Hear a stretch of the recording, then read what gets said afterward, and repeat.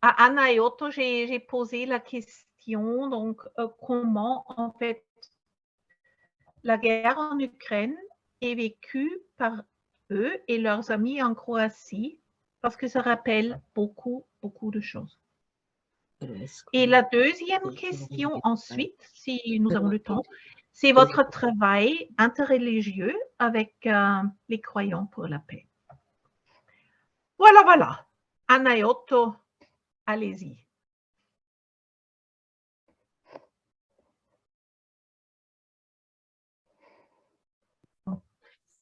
Alors, je commence en français. Et puis, après, chez Otto, si tu peux, s'il te plaît, traduire. OK. La guerre en Ukraine, je commence de quelque chose qu'on a vécu hier. Moi, j'ai vécu ça. Je me suis rendue dans une rencontre Zoom online, rencontre d'une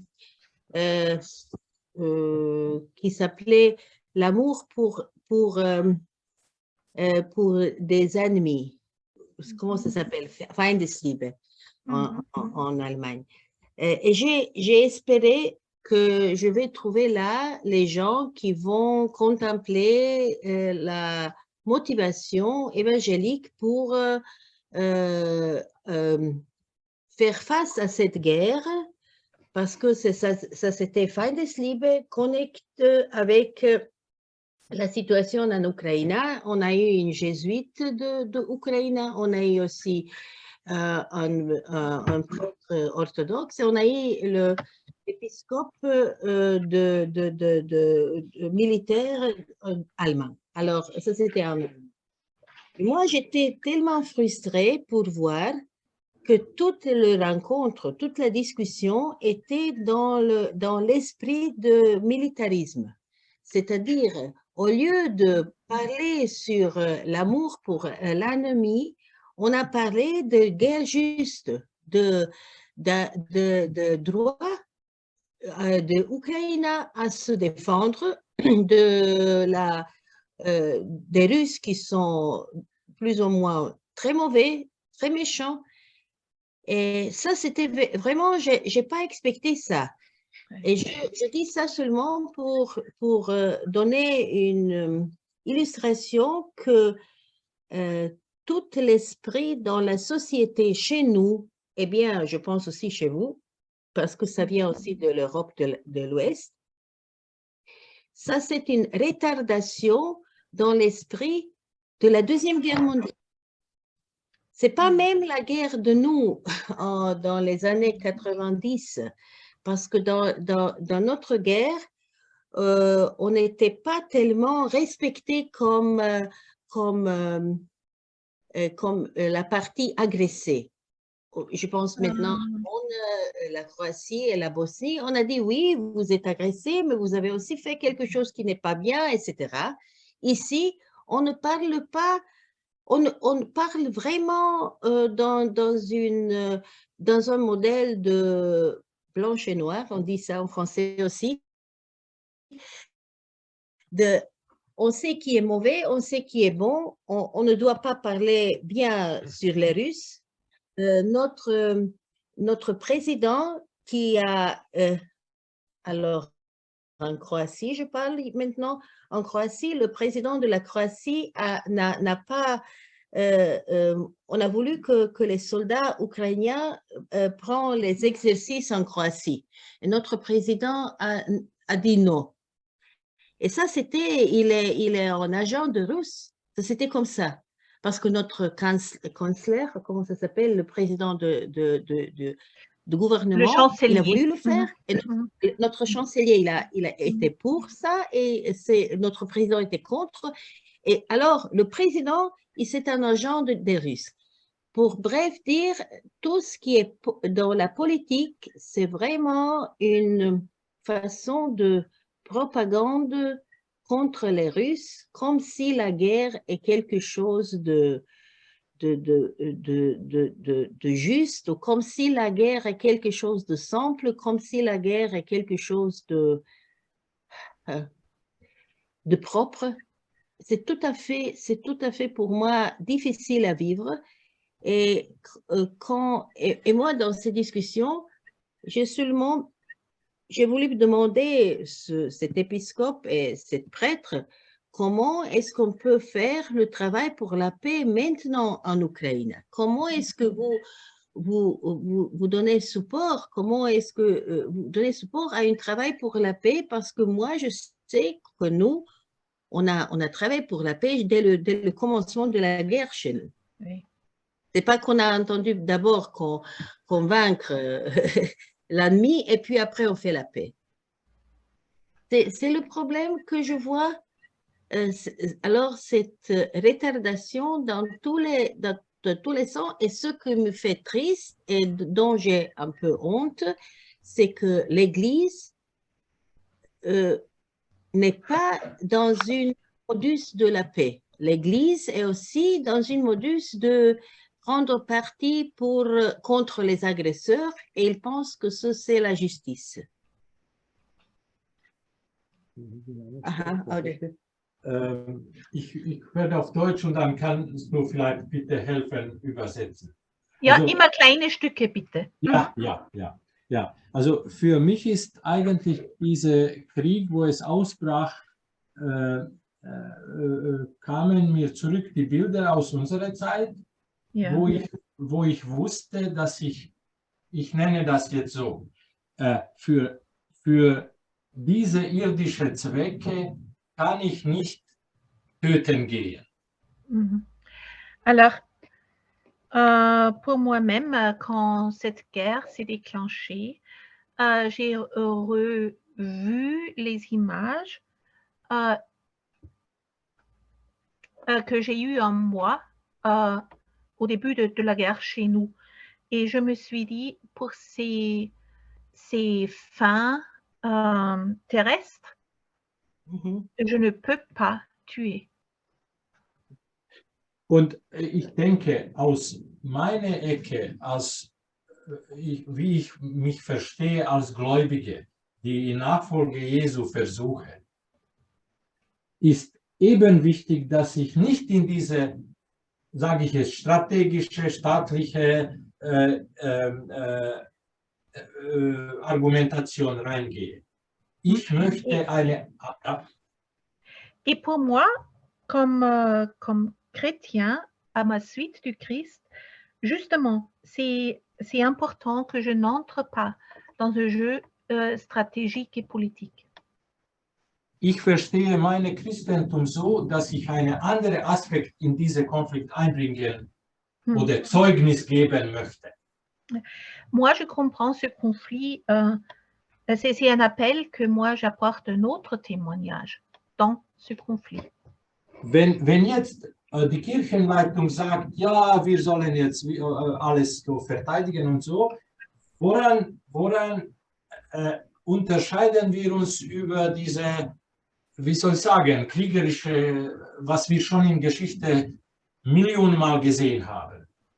Also was ist dann unsere Nachfolge Jesu, wenn wir das eben, wenn jemand schießt, dann wir schießen zurück. Fertig. Ja. So. Si les responsables de nos églises ont ce discours de nous défendre avec les armes, quelle est la différence entre nous et les autres? Et que veut dire être à la suite du Christ? Ja. Mais quelquefois, je me sens comme si je parle une langue qui n'est pas compréhensible pour l'autre part. Par exemple, aussi hier et aussi si je parle avec les gens chez nous quotidiennement qu'on parle.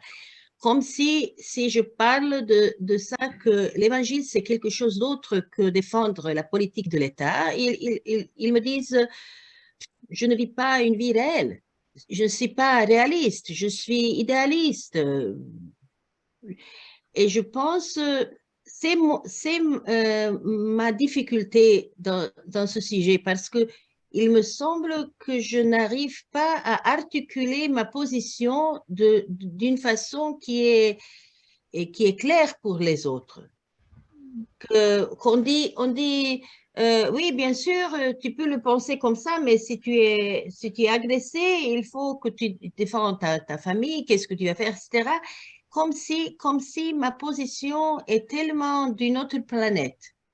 Et ça me fait, c'est un peu c'est une frustration que je sens quand j'essaie de dire que aucune phrase que j'ai entendue dès le commencement de la guerre jusqu'ici n'est pas raisonnable. Aucune argumentation n'est pas raisonnable. Mais de toute façon, pour eux, tout est raisonnable. Pour moi, seulement, c'est pas raisonnable. Par exemple, on dit que l'amour pour l'ennemi, c'est hier que c'est un bishop qui a dit ça, que l'amour, évêque, oui, j'ai oublié le mot. Il dit l'amour pour l'ennemi, ça, il ne faut pas comprendre politiquement.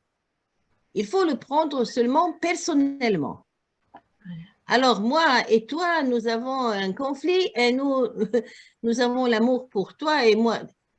Mais ça, si c'est vrai, qu'est-ce que tu fais, toi, dans la politique? Si ton évangile n'a aucune conséquence dans ton façon de prendre la politique. Mais c'est comme ça qu'on fait qu'on diminue l'évangile seulement à une phrase éthique ou morale pour la vie quotidienne. Mais la grande politique, il faut se défendre. Et je ne veux pas dire quelque chose, je ne veux pas critiquer maintenant cet évêque, je veux seulement dire que c'est un modèle de pensée que j'arrive pas facilement à entrer dans la tête de cette personne et de me faire comprendre. C'est mon problème avec le pacifisme, parce que d'une façon, il faut avoir courage aujourd'hui de parler contre le militarisme qui se propagande partout.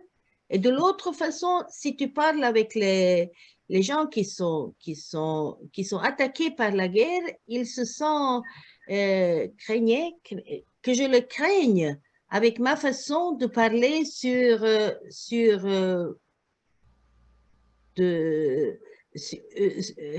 de parler que la guerre, quoi qu'il y ait aussi la défense, c'est pas quelque chose qui nous conduise à la paix. C'est ce qu'est notre expérience ici, en Croatie, en Bosnie. Nous vivons maintenant les conséquences de la guerre jusqu'ici, jusqu'aujourd'hui. Et cette pourrition de la société, cette pourrition des gens, de façon de penser, c'est encore chez nous, c'est encore ici. C'est pourquoi le militarisme qui est maintenant dans tous les explications, pourquoi c'est tellement facile que cette militarisation de la société se passe. Parce que nous sommes déjà, comment on dit, pourris de ça. Nous sommes sales, sales de ça, de l'affirmation de la violence. Et nous ne sommes pas conscients de ça, ou bien nous ne travaillons pas assez à se rendre conscients de ça et à travailler contre. C'est notre problème. Tu vois, Anna, les conséquences de la guerre, nous les vivons partout, mais je pense ce que je trouvais, c'est vraiment particulier chez vous, c'est que vous avez une guerre dans la mémoire vivante, hein, qui date d'il y a 30 ans et moins. Oui. Et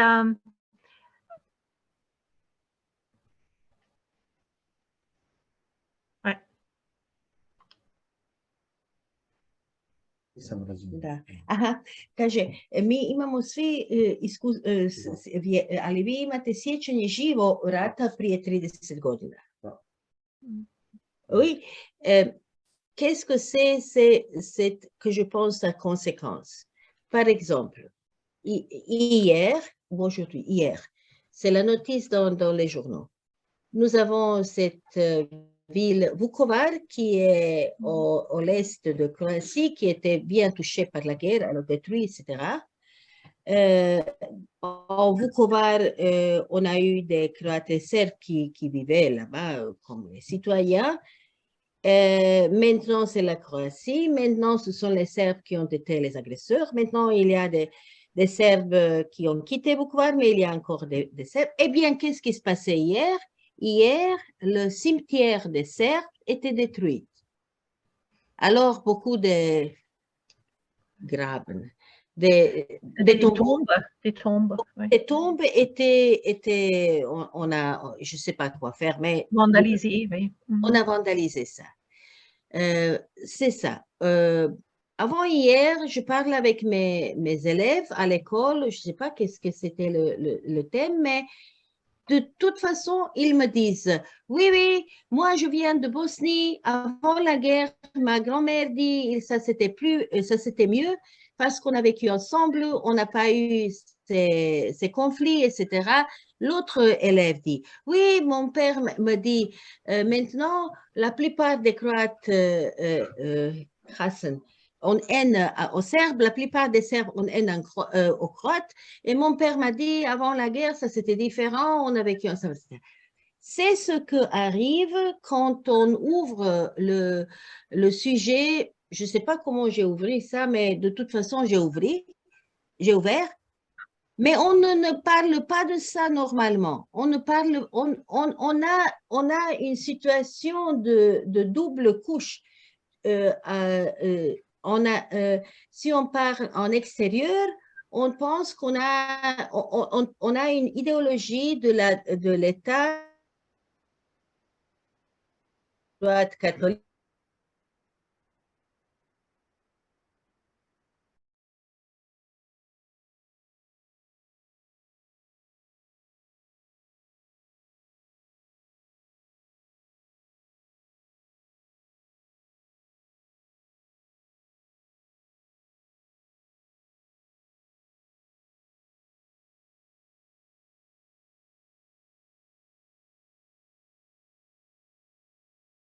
Que les Croates, et c'est pas vrai. Alors, la même chose se produise, à mon avis, ou c'est dont j'ai peur, la même chose se produise maintenant à Ukraine.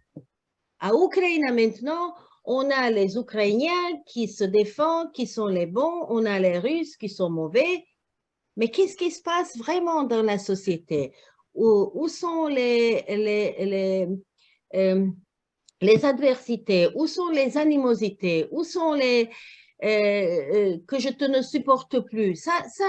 Où sont les droits des minorités russes maintenant et les autres minorités? C'est ce qui va être couché sous le tapis et qui fait que la société ne peut pas se développer librement. C'est notre problème. Nous vivons toujours les histoires qui ne sont pas dites, qui ne sont pas ouvertement regardées, discutées et bien résolues. Nous vivons toujours dans le passé. Et c'est la même chose que j'ai peur se passe maintenant en Ukraine, parce que même nous n'avons pas droit publiquement parler critiquement sur la position des Ukrainiens.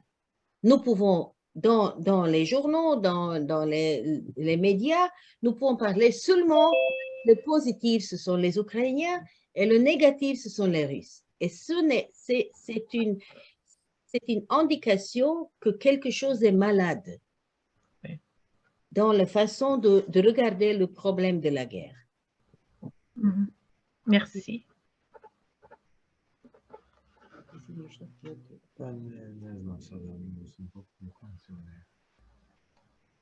Ja sam rekla, hoćeš da ti prevedem? Ja, vielleicht habt ihr Fragen oder ähnliche Dilemma oder Kritik oder egal was.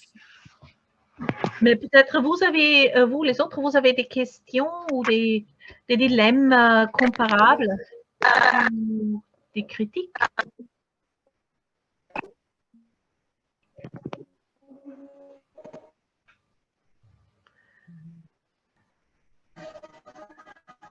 Bonjour Bruno. Ah, je commence à entendre, oui. Bon, je reviens du travail, là.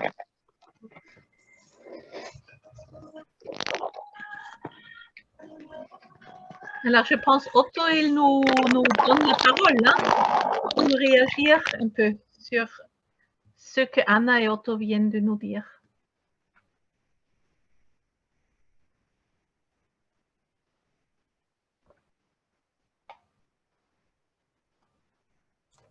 This meeting is being recorded.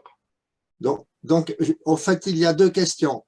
Mhm. Est-ce qu'on peut dire déjà qu'il y a une injustice? Il me semble que oui.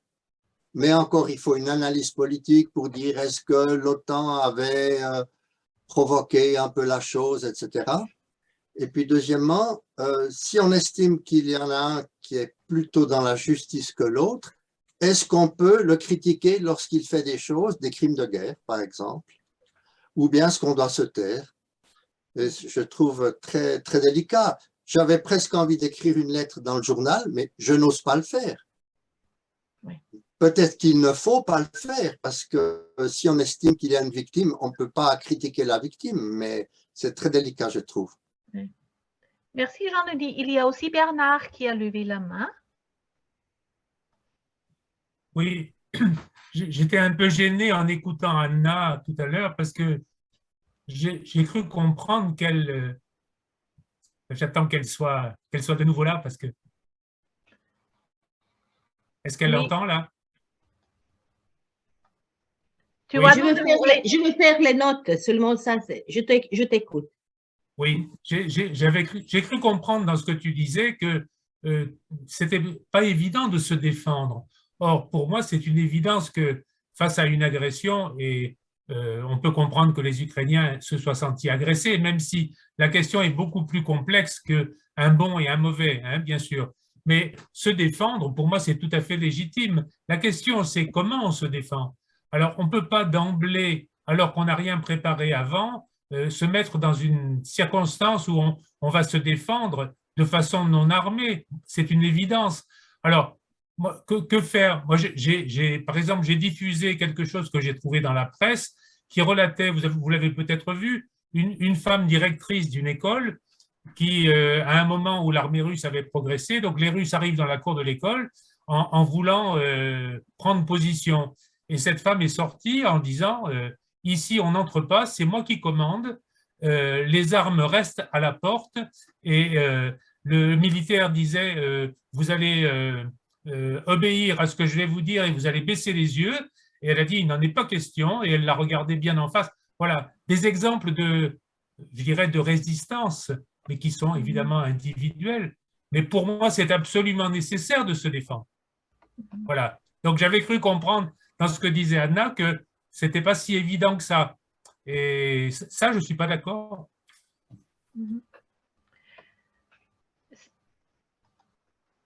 Merci Bernard. C'est là où j'aimerais relancer aussi Anna et Otto parce que Anna, tu as dit que vous avez commencé avec la résistance à la guerre en Croatie au tout début de la guerre en Croatie.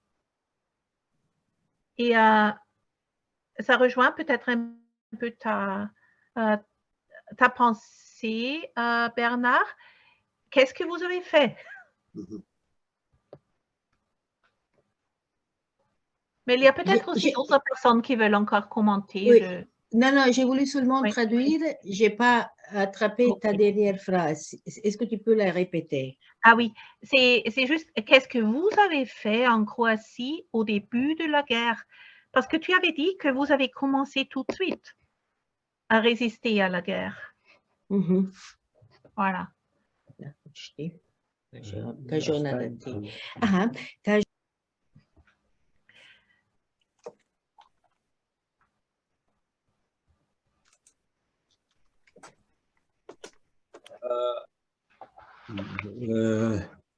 Also, was ich am Anfang bevor der Krieg losging, ich habe die Uniform und der Waffe von Reservepolizei abgelegt. Ok. Ce que moi j'ai fait même avant que la guerre ne commence, j'ai refusé de porter l'uniforme et les armes. Ich habe gefragt, gibt es eine andere Möglichkeit, andere Dienst zu leisten? J'ai demandé s'il y avait une autre possibilité de rendre un autre service. Sie haben damals gesagt, nein, gibt es nicht. Schreiben Sie auf Ihre Gründe und kann ich gehen. Alors, ils ont dit non, il n'y a pas d'autre moyen, mais écrivez-nous vos raisons. Das war Frühling 91 C'était en printemps 91 und im Juli ging es los im Krieg in Slowenien. et en juillet, la guerre en Slovénie a commencé. Kurz, C'était très mehrere, bref. vielleicht 10 Tage oder so und danach in Kroatien immer intensiv. 10 jours et après, c'était la Croatie. Ich war in dieser Zeit wir haben, also das ist für mich wie ein Wunder, weil ich habe plötzlich von meinem Chef aus Schweiz über meinen Freund, der in Schweiz lebte, der Aufruf, dass ich meine Papiere als Absolvent von Studium, Papiere schicken soll, dass ich die Arbeitsstelle in Schweiz als Kellner kriege in Mövenpick. Alors pour moi, ce qui s'est passé ensuite, c'est de l'ordre du miracle. J'avais un ami en Suisse qui m'a demandé de lui envoyer mes diplômes et parce qu'il voulait me proposer un poste. Und dann wegen der Krieg wurde diese Visum verlängert. Et parce qu'il y avait la guerre, mon premier visa a été prolongé. Und dann nochmal die Verlängerung, aber inzwischen müssten wir Schweiz verlassen. 2 Monate lang. Et plus tard, encore une fois, mais entre les deux, nous avons dû quitter la Suisse pendant 3 mois. Wieso erzähle ich das? Weil es wichtig ist, eben diese Zwischenzeit, wir haben Herbert Fröhlich kennengelernt. Et pourquoi est-ce que je le raconte? Parce que quand nous avons dû quitter la Suisse momentanément pendant 3 mois, nous avons fait la rencontre avec Herbert Fröhlich. War ein Priester, der geistliche Beirat von Pax Christi damals in Deutschland. Herbert Fröhlich était un prêtre allemand qui était le conseiller de Pax Christi en Allemagne. Und eben diese Begegnung war wie eine Art Nahrung für mich oder für Anna auch, wie sie sagt, geistliche Nahrung in diese kriegerische Zeit eben, was Anna auch in diese gestrige Gespräch gesagt hat, also diese Entdämonisierung des Feindes als der erste Schritt, was bei mir passieren soll. Ja. Et cette rencontre était prophétique pour moi parce que c'était une réponse au niveau spirituel. Hein. C'est la dédémonisation qui a commencé pour moi à ce moment-là et pour Anna aussi. Ce refus de faire de l'autre un démon. 93 sind wir zurückgekommen aus Schweiz. Nous sommes revenus en 93. Kroatien war anerkannt als europäischer Staat. Wiederhol den letzten Satz bitte. Ja, 93 sind wir zurückgekommen und dann ab 92 wurde Kroatien anerkannt als europäischer Staat, also ein selbstständiger Staat. Ok. Et en 92, déjà, la Croatie a été reconnue comme un État européen. Und wo wir zurückkamen, haben danach in Deutschland nochmal zur Ausbildung gegangen. Mais nous sommes retournés en Allemagne pour faire une formation. Und eigentlich in dieser Zeit, 94 zum Beispiel, waren wir Teil eines christlichen Friedenskreis. Und diese Fortbildung war über Gewaltfreiheit. Ja. Alors, nous sommes retournés en Allemagne pour faire une formation sur la non-violence active, une formation assez longue à l'époque. Hein. Et quand nous sommes revenus en 94, définitivement, nous faisions partie d'un groupe de chrétiens pour la non-violence. Und in dieser Zeit, das war noch in Kriegszeit, wir haben Gebete für den Frieden jeden Monat in eine Gemeinde in Zagreb organisiert. Et avec ce groupe, nous avons organisé des prières pour la paix chaque mois dans une église différente de Zagreb. Einen Monat in orthodoxe Gemeinde, Les orthodoxes, eine in katholische, dann les eine catholiques, protestantische les Gemeinde, kleine, protestants. und immer mit dem Thema, was kann ich tun? Zum Beispiel können wir für Frieden beten. Et le thème a toujours été qu'est-ce que je peux faire? Et dans ce faire était inclus, nous pouvons prier pour la paix. Und in dieser Zeit eigentlich, Antikriegskampagne ist entstanden in Kriegszeit von, von sogenannten Atheisten oder Agnostiker. Et pendant la guerre, il y avait déjà une campagne contre la guerre qui a été créée par des athées. 92 Zentrum für Frieden in Osijek entstanden.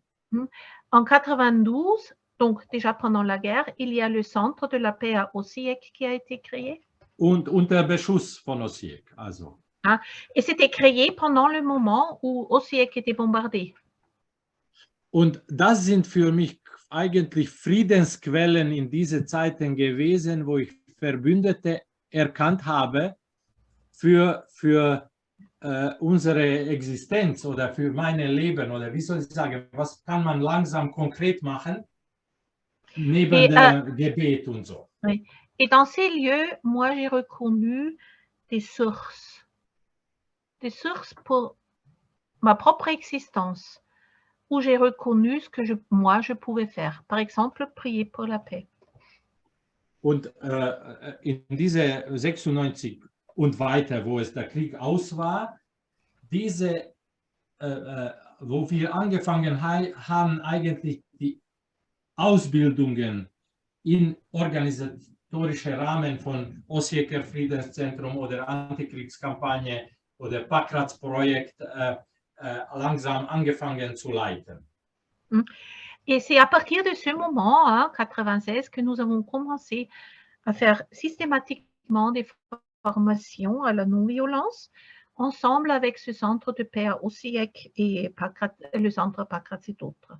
Und danach auch permanente Ausbildungen, was wir angeboten haben, immer wieder mit dem Thema gewaltfreies Handeln. Et aussi ensuite des formations systématiques qui avaient pour thème agir par la non-violence. Und in diese Ausbildungen, wo es die Gruppe gemischt war, im Sinne Ethnizität und Glaube. Et ces groupes étaient toujours mixtes en termes d'ethnie et de la foi. Immer wieder trafen wir an Menschen, die über diesen Krieg eigentlich Versöhnungszeugnisse erzählt haben. Et nous avons toujours dans ces formations rencontré des personnes qui ont raconté leur témoignage du pardon. Und wie Menschen zu anderen Menschen, die gefährdet wurden, gestanden sind. Et comment ils ont soutenu, comment ils étaient solidaires d'autres personnes qui étaient menacées pendant cette guerre.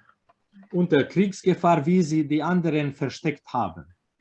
Et comment ils ont, en risquant leur propre vie, caché les autres. Oder wie die sogenannte Feinden die Eltern, ihre Eltern versteckt haben. Ou des personnes qui ont caché les parents des soi-disant ennemis. Also, und das ist, wie soll ich sagen, diese Geschichten von Menschen in Öffentlichkeit kommt nicht, wie soll ich sagen, so vor wie die heroischen Geschichten von Militär. Et ces histoires, vous ne les entendrez pas dans les médias et dans la vie publique. C'est complètement... Vous entendrez les histoires militaires. Also vielleicht zurück noch ein Bild für mich, eine wesentliches Bild, was bedeutet für mich, christlich zu sein oder Jesu Nachfolger. J'aimerais revenir à une image qui est vraiment importante pour moi, pour revenir à ce sujet, vivre à la suite du Christ. Der Aufruf oder wie soll man, positiv, der Aufruf, ihr sollt Salz oder Hefe oder Licht, also so, wie soll ich sagen, aus dieser Evangeliumsgeschichte, ihr sollt Salz wie die Salz sein oder die Hefe in der Teig oder Sauerteig oder so und wie die Licht, also wieso diese drei Bilder so wichtig für mich? Weil, je vois ces trois images. Ja. Être sel, le sel de la terre, être le levain dans la pâte et être la lumière. Weil wenn ich diese Zeugnis gebe, dass ich Salz bin, das Essen wird besser, aber mich gibt es nicht mehr. L'exemple du sel, c'est si je rajoute le sel, oui, le sel améliore la nourriture, mais moi, je n'existe plus. Oder der Sauerteig, es wird ein schönes Brot sein, aber nicht jede Menge Sauerteig. Le levain dans la pâte, ça donne un magnifique pain. Und, Mais on ne va pas goûter le levain, on va goûter le pain.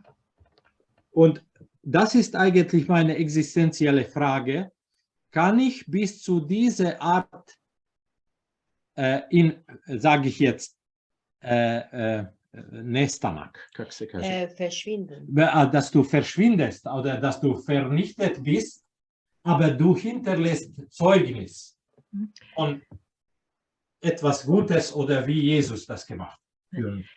Pour moi, l'essentiel en ça, c'est vraiment une question existentielle. Est-ce que je suis prête à disparaître, mais à laisser un témoignage, le témoignage du Christ et comme le Christ l'a fait. Ja. Je veux dire quelque chose sur ce que Bernard a dit sur la défense.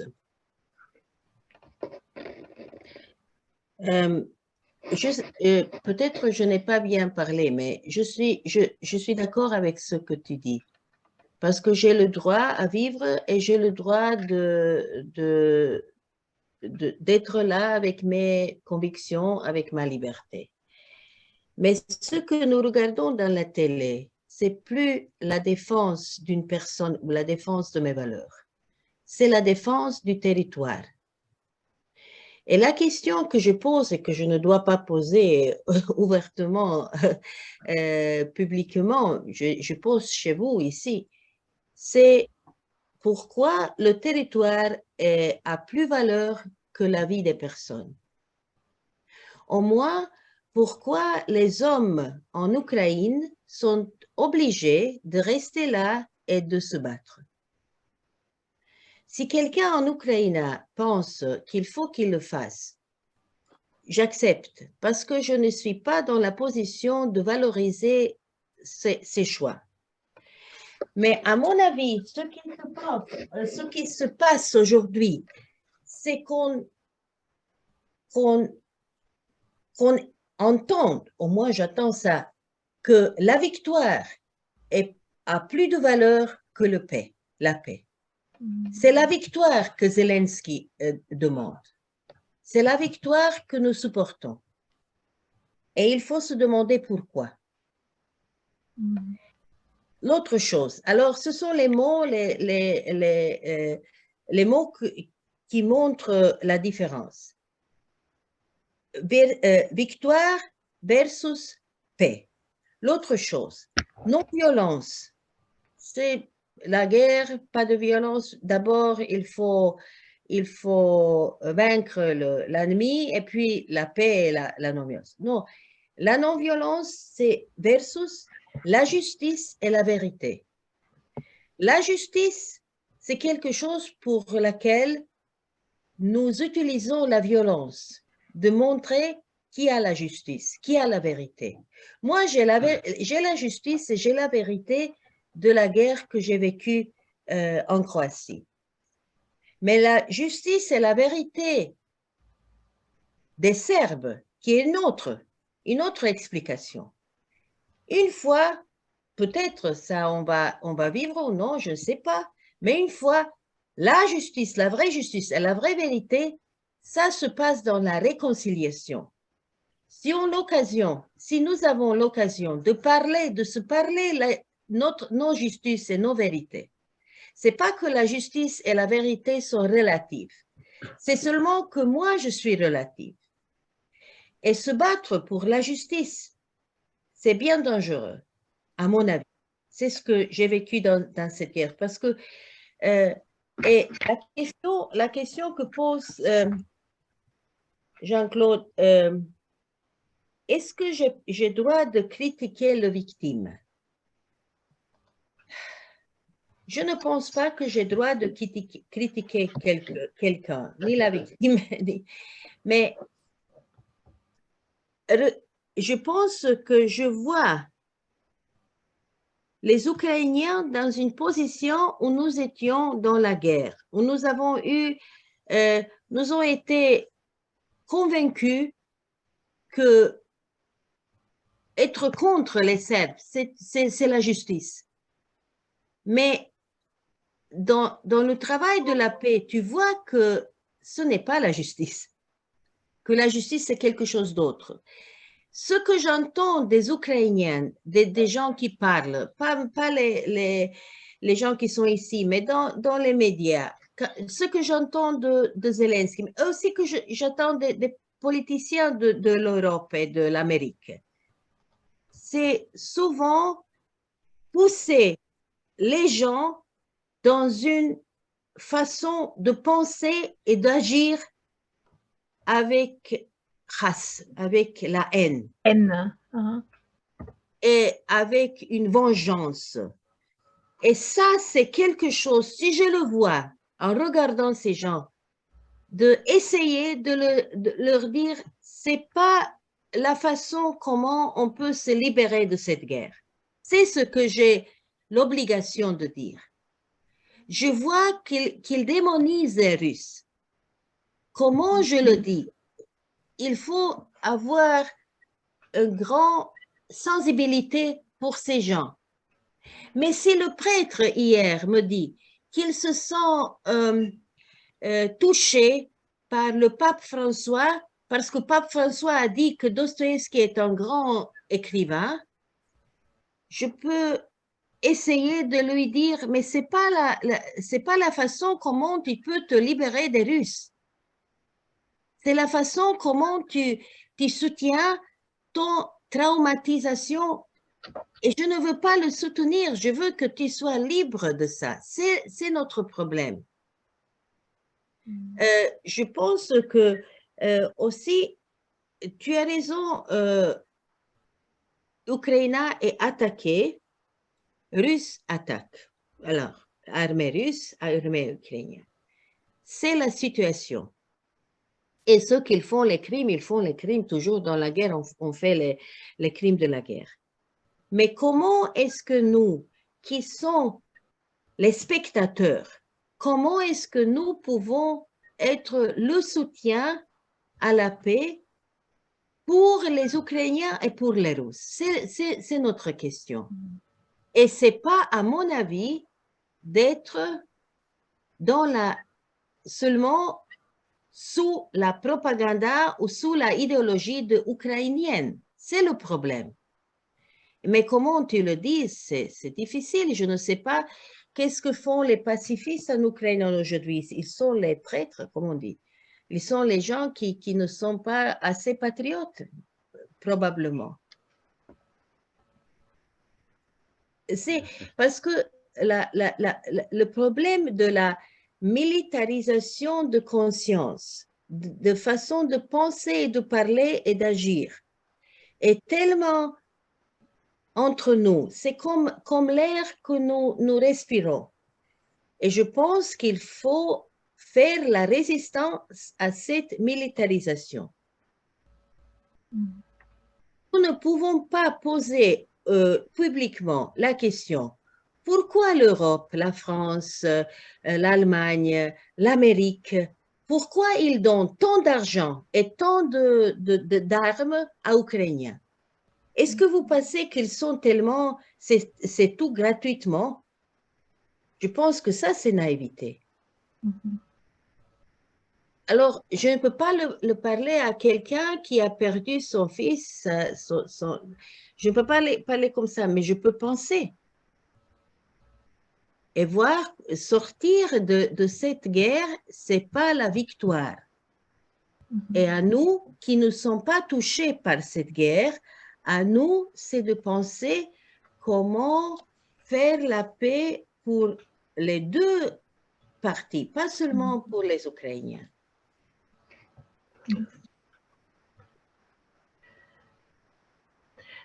Quand j'écoute l'histoire de Otto hein, et la tienne, Anna,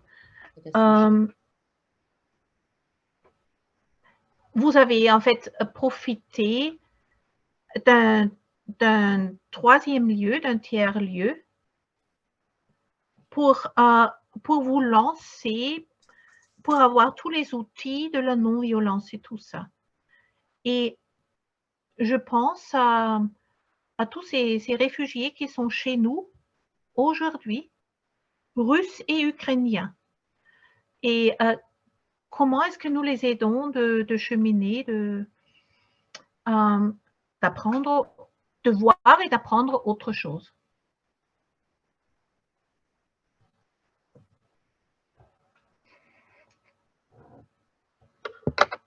Et ça, c'est une question qui s'adresse à nous ici. Hein. Mais ça, c'est ma réaction maintenant. Peut-être je me tourne vers les autres participants. Peut-être vous avez aussi des réactions. J'ai les réactions dans ce groupe. Oui, Marguerite. Je vous remercie beaucoup à Anna et Otto pour tout ce que vous avez dit. Je me retrouve complètement dedans. Je partage vraiment, pour moi, c'est une grande souffrance, cette militarisation des consciences, de la société et des consciences, cette logique de la guerre qui rentre vraiment dans une escalade. C'est très compliqué et très complexe ce sujet. Hein. On ne peut pas interdire à un peuple de se défendre. En même temps, nous sommes tellement rentrés dans une escalade de la violence et on ne s'arrête pas et on ne sait pas où on va. Et comme disait Anna, si bien les pays occidentaux, ils ont bien leurs intérêts. S'ils fournissent des milliards d'euros, c'est parce qu'ils ont des intérêts. Alors, ce qui est douloureux aussi dans cette histoire, que même si c'est secondaire, mais quand même, même entre nous, dans les différents mouvements, l'Église, nous ne sommes pas d'accord. C'est encore un sujet de clivage, comme c'était le Covid. Et ce que nous essayons de faire à l'Arche, une toute petite chose, une prise que nous avons, on se disait qu'on devrait mieux se former nous-mêmes à la défense civile non violente. Et on va travailler dessus cette année parce qu'on se disait, si un jour ça nous arrive à nous qu'on est occupé, attaqué, on n'est pas formé. On ne sait pas vraiment comment se défendre de manière autre qu'avec les armes. Alors, c'est une toute petite chose que nous pensons que nous pouvons faire à notre échelle. Bien sûr que c'est très difficile. On ne peut pas c'est très difficile de donner son avis, ou encore moins des conseils. Mais je suis vraiment d'accord avec vous qu'il faut avoir le courage de dire aussi que je ne suis pas d'accord avec cette logique de la guerre, de la militarisation et de chaque fois plus d'armes, comme si c'était le seul chemin. Alors, je vous remercie beaucoup pour vos témoignages. Merci, Marguerite.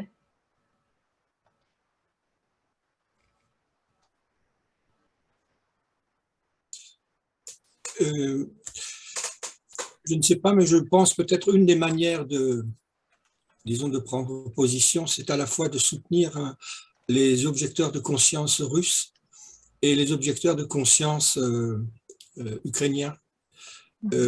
Comment est-ce qu'on peut faire et donc soutenir à ce niveau-là. Et puis peut-être aussi, effectivement, ce qui se passe déjà, d'accueillir les personnes qui sont obligées de se réfugier, par exemple. Mhm. Merci Claude. Et nous voyons aussi Betty maintenant.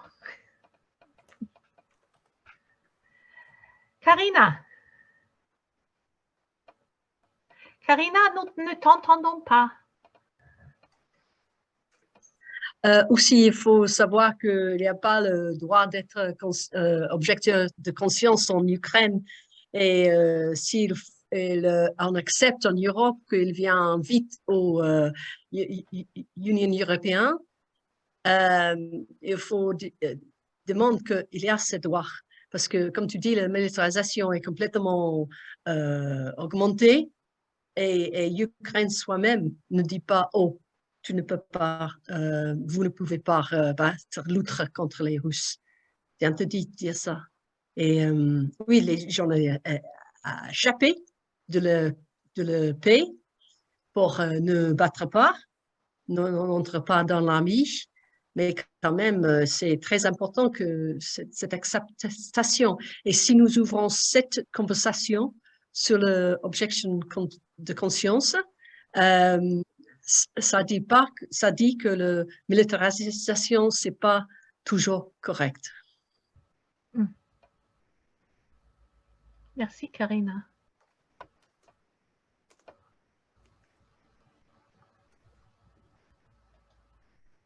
Est-ce que je peux ajouter à ta question encore une chose? Je me rappelle, pendant la guerre, si j'ai trouvé quelqu'un qui a respecté ma position et m'a pris comme dans l'égalité, qui a marché avec moi, ça c'était un soutien, ça c'était une aide. Et qui ne m'a pas donné son idéologie pacifiste, et je dois l'accepter. Parce que les Occidentaux, ils ont une image de soi, de la liberté, de la démocratie, et nous qui ne sommes pas dans le groupe, nous ne trouvons pas qu'ils sont tellement démocratiques et qu'ils sont... Alors, c'est aussi un préjugé de soi-même. Mais si quelqu'un accepte ma position d'une façon de respect, ça c'était une aide. En même temps, s'il m'a montré où j'ai mes préjugés, en n'ayant pas tellement pour la guerre ou en n'ayant pas tellement pour le patriotisme, en n'ayant pas tellement pour cette idéologie où j'étais, et j'ai pas vu pendant la guerre que c'est l'idéologie que j'ai attrapée. Ça, alors, ce sont les deux choses qui m'ont aidé. D'une façon, être en respect, accepté, et de l'autre façon, la critique n'était pas directe, mais la critique était en montrant qu'on peut faire autrement, qu'on peut faire sans militarisme, qu'on peut faire sans armes. En disant ça, ou en donnant les exemples, peu à peu, je me suis bougée de cette idéologie de la défense. J'ai dit, pas Bernard, que la défense même est idéologique, mais on donne une idéologie de la défense pour se défendre. On donne une cadre. Ce sont les deux choses, et je pense que nous pouvons aider les gens, par exemple, par nos mots, par notre comportement, jamais accepter la guerre. C'est pas que je dois te dire ça, mais jamais dire oui à la guerre. Je ne dis pas que tu fais quelque chose de mauvais. C'est pas moi qui a le droit de te juger. Mais moi, jamais être pour la guerre. C'est peut-être quelque chose qui ouvre la conscience des gens là.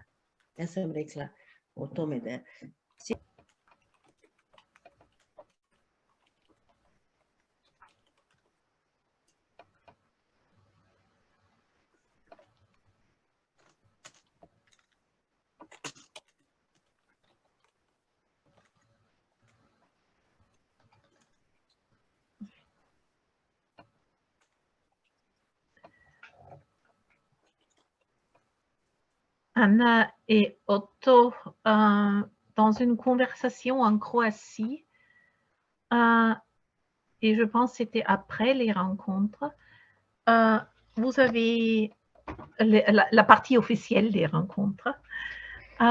Vous avez aussi dit quelque chose de très fort, c'était quand on regarde une guerre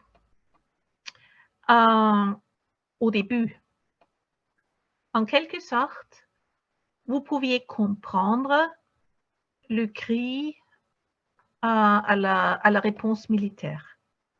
Mais quand on regarde la guerre à la fin, on sait que la guerre n'a pas été la solution et que c'était une catastrophe. Donc, ce que je trouvais intéressant, c'est cette perspective du temps qui fait aussi que même dans l'opinion publique, il y a quelque chose qui bascule. Est-ce que vous pourriez nous dire ça avec vos mots à vous et avec votre expérience à vous?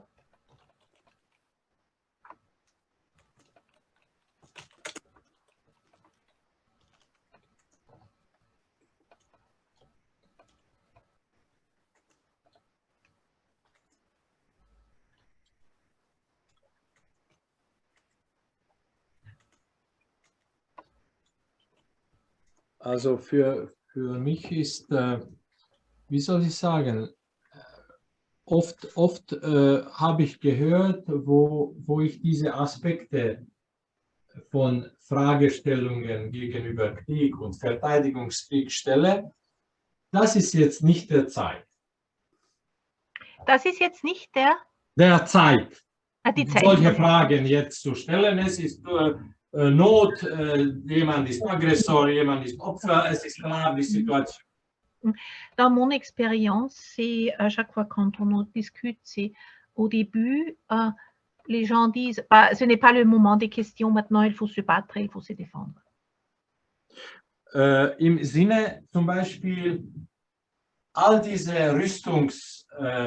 wie soll ich sagen, Entwicklung nach dem Zerfall von Warschauer Pakt. Wenn du das nachfragst, also wer fühlt sich am Westen, in westlicher Welt, sicherer wegen viel mehr gute Waffen?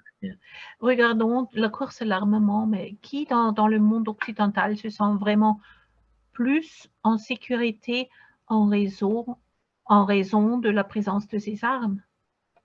Und das ist wie verrückt, weißt du machst immer mehr Waffen, der Gegner macht auch immer mehr Waffen und gleichzeitig begründen wir all diese Strebungen mit Sicherheit. C'est, quand tu regardes, c'est fou. Nous produisons de plus en plus d'armes, les adversaires aussi, et tout le monde a comme argument la sécurité. Und wer macht Vertrauensdiplomatie? Et qui fait une diplomatie de la confiance? Und das ist mir die Hauptfrage. Et ça, c'est ma question centrale. Wer geht zu einem Gespräch mit offenen, wie sagt man das, Intention? Qui entre dans un dialogue avec une intention? Mit transparente Intention. Et avec une transparence. Das alles auf Tisch stellen und schauen, was können wir für Verbesserung unserer gemeinsamen Situation in diesem Globus tun. De mettre tout sur la table et de regarder ce que nous pouvons améliorer ensemble pour notre situation commune. Und die zweite Frage ist die Vergangenheitsbearbeitung. Et la deuxième question, c'est le travail de mémoire et du passé. Es ist sehr wenig passiert. Also bei uns zum Beispiel ist auch Tendenz, was jetzt auch in diesen allen ehemaligen sozialistischen Ländern passiert, dass diese vorsozialistische Vergangenheit, die zum Beispiel eine Weile mit Nazis zusammen gelaufen sind, als ob es normal gewesen ist. Quand je regarde chez nous, il y a très, très peu de choses qui se passent et qui mettent aussi en lumière tout ce passé notre passé avant le socialisme, parce que, qui touche aussi notre passé avec le national-socialisme. Et c'est comme si tout ça, c'était normal. Ja, und es scheint wie ein Schaukeln. Weißt du, jetzt sind diese ehemalige Revision, sage ich ein bisschen so etikettiert, Revision von dieser Geschichte, jetzt die sind hochgekommen. Et c'est un peu comme une balançoire. Hein. Il y a parfois comme maintenant un moment où dans le révisionnisme, hein, quand toutes les histoires du passé sont en vogue. Kommen wir nicht raus aus dieser Wirbel. Comment quitter cette dynamique? Jetzt ist die sozialistische Zeit sehr schlecht und scheiße. Maintenant, notre regard sur le socialisme, c'est très mauvais, c'était vraiment de la merde. Und so. Also das ist wie eben hoch und runter. Und et c'est toujours en haut et en bas, et en haut et en bas. Also kommt nicht aus dieser, sage ich jetzt, was in unserer Vergangenheit, die kriegerisch war, nicht nur die heroischen Sachen sondern was heißt das eben diese Menschlichkeit zu bewahren, in egal welche Schwierigkeiten. Autrement dit, c'est comment est-ce que nous relisons nos guerres sans nous focaliser sur des histoires de héros, mais en focalisant sur la sauvegarde de l'humain et de l'humanité.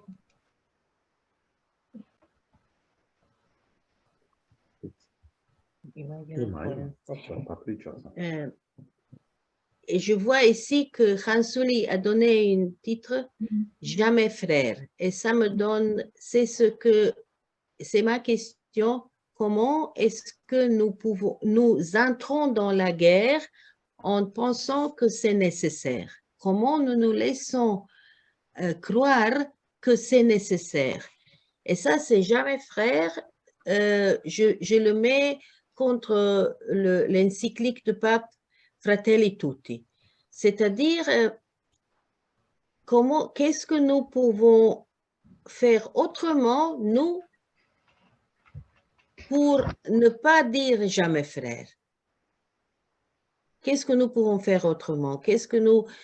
je pense que la question, c'est aussi la question de souveraineté. Comment est-ce que je peux vivre mon identité souveraine sans se sentir en danger par l'ennemi? Et je crois que c'est possible, et je pense aussi à l'Occident, à vous, que la politique de l'Europe et la politique d'Amérique a beaucoup donné aux guerres à Ukraine. Et on ne parle pas de ça. Comment la politique impérialiste de l'Occident soutient cette guerre et pas la paix. Et c'est parce que c'est préjugé de soi que nous sommes l'île de la liberté et de la démocratie. Vous êtes aussi quelque chose de merveilleux, mais aussi vous êtes quelque chose de très mauvais qui se fait ici chez nous et qui se fait aussi à Ukraine. Et de voir sa propre responsabilité politiquement, n'est pas personnellement, mais la responsabilité de la politique d'Occident de produire toujours la guerre. Si ce n'est pas à Syrie, c'est maintenant Ukraine, si c'est pas... de voir ça comme qu'est-ce que nous pouvons faire autrement. C'est aussi, mais à nous qui ont été une partie de la guerre, c'est-à-dire où est-ce que nous étions stupides de ne pas voir qu'on est instrumentalisé, qu'on est pris pour l'utile de quelque chose que tu ne veux pas faire. On a travaillé, nous, dans les formations avec les soldats qui ont été soldats. Ces gens-là, ils ont cette histoire dans leur vie. Comment est-ce que nous pouvons faire que les hommes n'ont pas l'histoire de tuer dans leur vie? C'est notre responsabilité, Oui. je pense. Parce que je pense qu'ils n'ont pas voulu. Ils ne sont pas les criminels. Ils n'ont pas voulu. Et maintenant, ils sont... Et au lieu de faire face à cette terrible chose, on dit que la guerre est nécessaire, il faut se défendre, il faut faire pour la patrie, blablabla. Bla, bla, bla. L'amour pour la nuit, c'est seulement quelque chose de petit. Et c'est comme ça. Parce que c'est très douloureux de faire face à ce qu'on a tué quelqu'un. Et comment est-ce que nous pouvons aider à quelqu'un de ne le faire pas? Ce sont les questions, à mon avis, qui me bougent, qui me donnent à réfléchir. Et c'est ma responsabilité. C'est pourquoi on a parlé de sa dédémonisation. Je pense qu'on est introduit dans la guerre par la démonisation, par ces façons. Personne ne te dit pas quand tu reçois une fusil, tu vas tuer, tu vas écraser quelqu'un. Et on va dire, ça c'est un démon, ce sont les valeurs, blablabla. Bla, bla. Et c'est comme ça, là il faut faire, c'est là où nous pouvons faire la résistance, j'espère. En quelque sorte, vraiment prendre au sérieux ce que nous sommes tous en train de faire dans nos associations ou individuellement et continuer et ne pas se laisser voler l'espérance. Hein. Karina, tu as écrit un commentaire qui me semble intéressant. Est-ce que tu pourrais nous le dire de vive voix?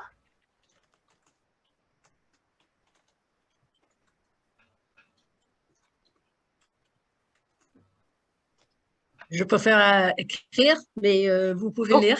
Ok.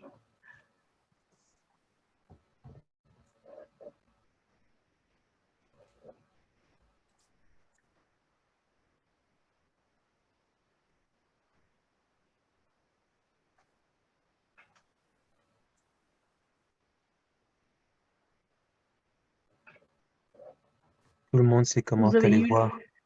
Ouais, aller dans la discussion pour lire ce que... Elle est dans la discussion, oui. Lorsque la guerre a commencé, elle a son propre chemin et sa propre énergie. Et il est presque trop tard pour la paix tant que la guerre n'a pas suivi son cours.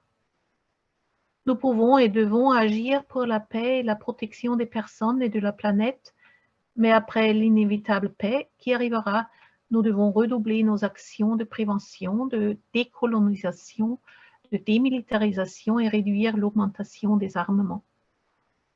Quand la guerre commence, toutes les règles normales changent.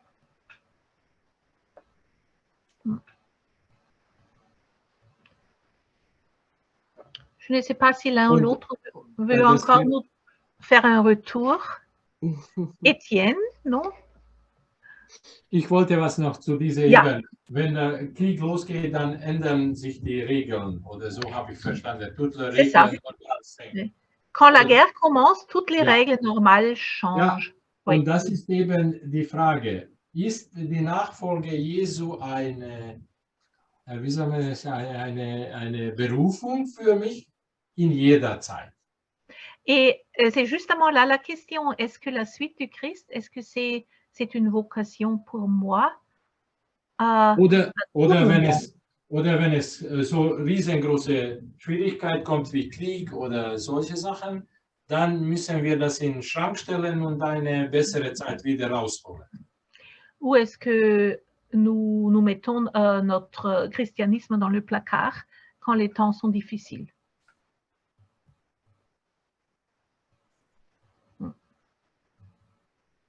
Oui, moi, je peux simplement partager que le temps que nous avons eu en Croatie pour la conférence internationale en octobre m'a vraiment confirmé l'importance de ces liens entre personnes il y avait des gens de Bosnie, de Serbie, de Croatie, etc. Macédoine. Et c'était vraiment ces rencontres, ces personnes qui s'apprécient, qui se respectent, alors même qu'ils sont très différents, qu'ils sont de bords différents. C'est cela qui nous permettra de pouvoir construire autre chose que la guerre. Et pour l'Ukraine et la Russie, c'est ce en quoi je crois. C'est des êtres humains qui se rencontrent en amont des idéologies, des divergences, et qui, une fois que le lien, la connexion est établie, l'humanité est rétablie, alors beaucoup de choses peuvent être possibles. Donc, ça semble tellement peu opérationnel, tellement peu efficace dans une logique de guerre, mais en fait, ça reste la vérité principale. Et donc, favoriser, comme nous le faisons là dans nos réseaux, favoriser ces rencontres où nous pouvons vraiment écouter l'autre jusque dans ses fragilités, dans ses vulnérabilités et dans ses souffrances, dans ses blessures, parce que c'est ça qui donne toutes les clés pour comprendre le comportement violent des uns et des autres. Ouais. Merci, Etienne. Deswegen ist für mich all diese Sachen, was ich sage, diese Jesu-Nachfolge oder Evangeliumsbotschaft, ist das, dass ich mich daran erinnere, nicht, dass ich mit dieser Botschaft die Ukrainer jetzt auf Kopf haue. Et ce qui est important pour moi, avec tous ces arguments ensuite du Christ, etc., c'est il faut que moi, je me souvienne de ça. Ce n'est pas un argument avec lequel je tape sur la tête des Ukrainiens et des autres. Non, il faut que moi, je me souvienne.